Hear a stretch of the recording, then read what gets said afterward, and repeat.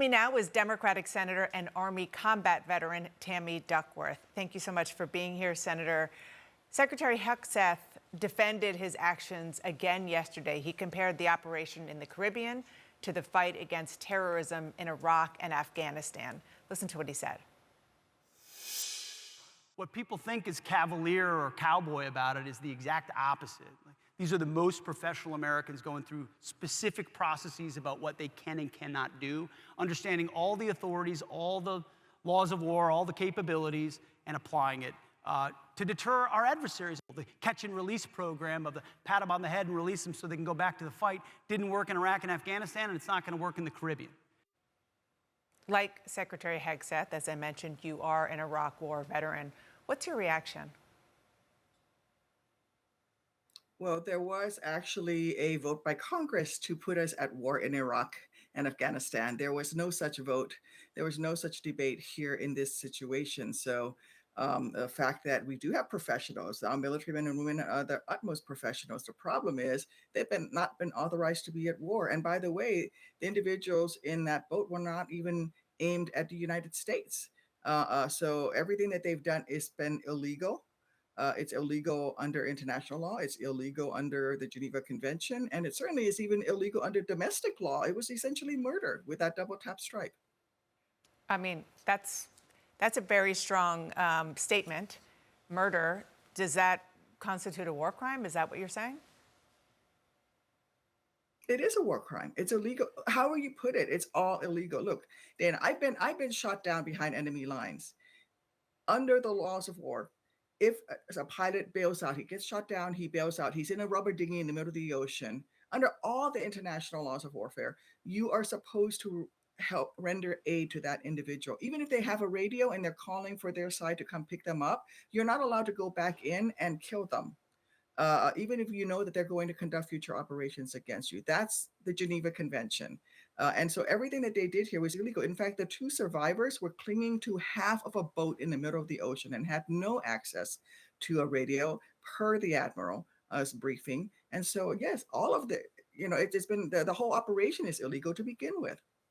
Senator, have you seen the video? I have seen the video. And it is deeply disturbing. I am mostly concerned with the fact that we are putting our American servicemen and women in jeopardy here. We're putting them in jeopardy in case they ever get shot down. We're putting them in legal jeopardy. They could be brought up in international criminal courts. And so what we're doing here is taking those professionals or utmost professionals and putting them into harm's way. And that's what bothers me the most about what Pete Hegseth is doing. He is the least qualified Secretary of Defense in our nation's history, and he's very cavalier about doing things.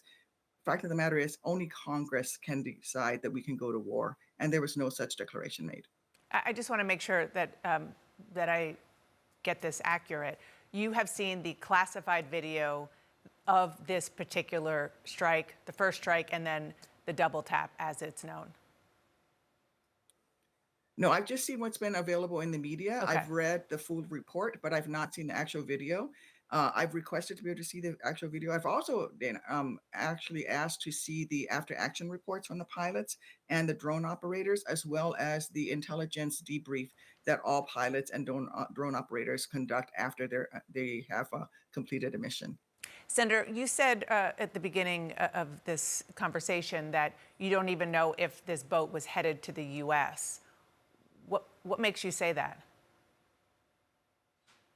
Well, the admiral who briefed Congress said that, and quite a few of the previous boat strikes, from what I've read, also were not all of them were headed towards the United States. Senator, go ahead. Look, if they really cared about drug traffickers, the president wouldn't be pardoning drug traffickers. They would be putting money towards law enforcement. So let's go after the drug traffickers, but let's not be committing international war crimes and internationally illegal actions to do it. Can I just ask, just on the war crimes in the video, if you read the report, you haven't seen the video, what makes you so sure that this is murder and a war crime? You had two survivors clinging to half of a boat, and then you went in and you killed them. That's a war crime. Yeah. On the issue of the video, the president of the United States said this week that he had no problem releasing it. And yesterday, Secretary Hegseth didn't commit to that. He said, like, it's possible that we can't release it because we need to protect sources and methods. Does he have a point there? No, he doesn't. Not at all. He could certainly release it to the members of Congress. We all have the top secret clearances, and we are, unlike him, unlikely to put things out on signal. And so we should have access to it. And in fact, the Democratic members of the Armed Services Committee have requested access to all of the video footage, not just the one in this particular boat strike. I do want to ask you about a separate issue, and that is that the House Speaker reportedly is working on stripping in vitro fertilization coverage from active duty service members. Now, you wrote President Trump, and you gave him an annotated letter urging him to stop Johnson. You warned him that Speaker Johnson wants to become the deadbeat dad of IVF, a nod, of course, to Donald Trump's declaration that he's the father of IVF. You've been really public about your own struggles with infertility. I know this is personal to you. Well, it is. It's also personal to me because I saw so many of my comrades who were recovering at Walter Reed and other military medical centers who lost their fertility as a result of their military service. And I also, having worked in veterans issues for a long time, know that veterans suffer from much higher rates of infertility than the average population. And many women in the military would like to freeze their eggs prior to being deployed to a combat zone. By the way, Dana, this passed unanimously out of the House Armed Services Committee last year. It passed by a roll call vote out of the Senate committee. This year, it passed again out of the House, out of the Senate committee.